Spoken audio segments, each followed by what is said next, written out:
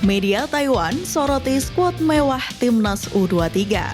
Gaji Sinteyong jadi sorotan. Faktor skuad Garuda mampu permalukan Turkmenistan. Simak informasi selengkapnya sebagai berikut.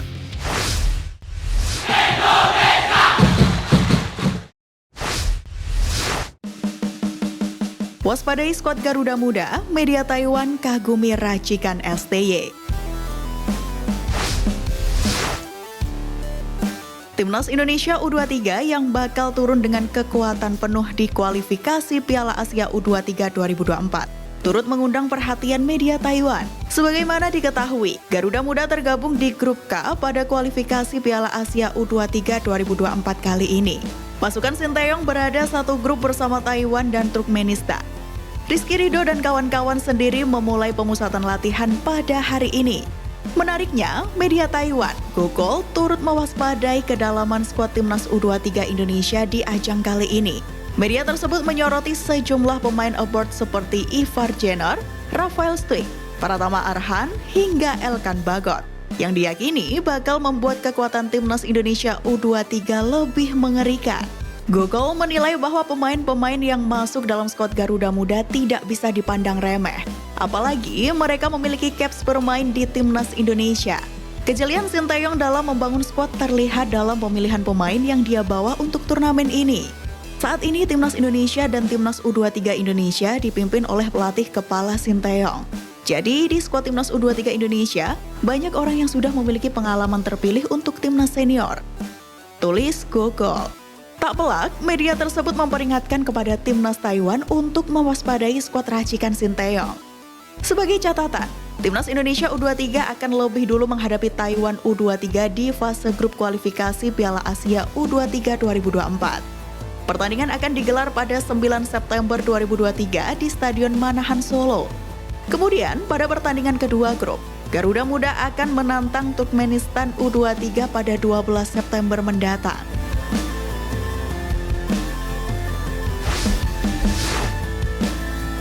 Faktor Timnas Indonesia bisa permalukan Turkmenistan meski tak didampingi STY.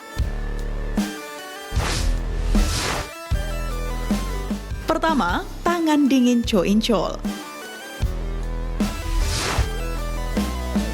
Pelatih yang ditunjuk Sinteyong untuk mendampingi skuad Garuda di FIFA Matchday, Cho In-chol, merupakan sosok juru taktik yang dikenal cerdas. Meskipun kiprahnya lebih banyak berkisar pada dunia sepak bola putri, kemampuan Cho In-chol dalam meracik skuad tak bisa diremehkan. Tangan dingin pelatih asal Korea Selatan ini layak dinantikan.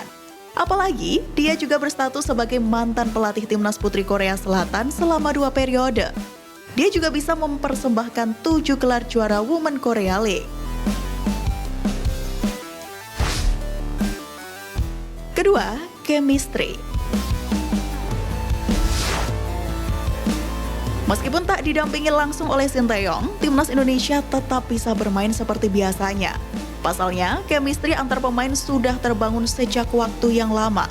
Terlebih, sebagian besar para pemain yang dipanggil pada FIFA Matchday ini merupakan wajah-wajah lama. Hanya ada beberapa pemain baru yang mendapat kesempatan untuk memperkuat skuad Garuda.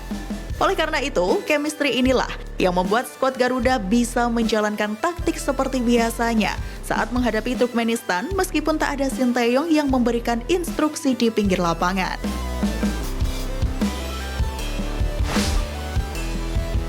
Ketiga, strategi Sinteyong. Meskipun Sinteyong tak bisa mendampingi Mark Locke dan kawan-kawan pada laga melawan Turkmenistan, dia tetap akan menyiapkan strategi untuk diterapkan anak asuhnya pada pertandingan tersebut. Sebab statusnya sebagai pelatih kepala.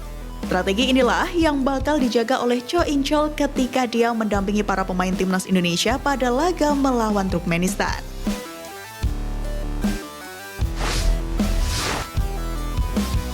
Jelang FIFA Matchday, perbandingan gaji Sinteyong jadi sorotan.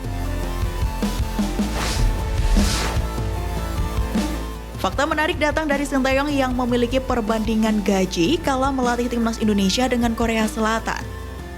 Sebagaimana diketahui, sejak diperkenalkan sebagai pelatih pada 29 Desember 2019 lalu, Juru taktik asal Korea Selatan ini telah memberikan cukup banyak perubahan di tubuh skuad Garuda. Meski beberapa kali gagal dalam meraih gelar juara pertama. Namun, di tangan Sinteyong, kualitas pemain timnas Indonesia sedikit demi sedikit mengalami perubahan yang cukup signifikan. Dilansir dari berbagai sumber, ternyata tidak hanya perubahan kualitas timnas Indonesia saja yang disoroti. Para penggemar sepak bola juga menyoroti perbandingan gaji Sinteyong di timnas Indonesia versus Korea Selatan yang rupanya berbeda cukup jauh. Rupanya, media asal Vietnam dan Viet menyoroti gaji Sinteyong di Indonesia yang bernilai 1 juta US dollar atau sekitar 14,3 miliar rupiah per tahun. Sehingga per bulannya, mantan pelatih Songnam Ilhwa Chunma ini menghasilkan setidaknya 1,1 miliar rupiah. Menariknya, gaji tersebut rupanya lebih besar daripada gaji Sinteyong saat memegang timnas Korea Selatan pada 2017-2018 dalam ajang Piala Dunia 2018. Menurut Roll the Ball, Sinteyong kala itu digaji sebesar 425.000 euro atau sekitar 7 miliar rupiah per tahun. Di mana per bulannya berarti ia digaji sekitar 583 juta rupiah. Kendati demikian, gaji Sinteyong yang lebih tinggi di Indonesia rupanya bukan tanpa alasan. Pasalnya, di Indonesia ia harus menangani 3 tim, yakni Timnas Indonesia Senior, U23, dan U19. Sedangkan di Korea Selatan, ia hanya melatih tim senior.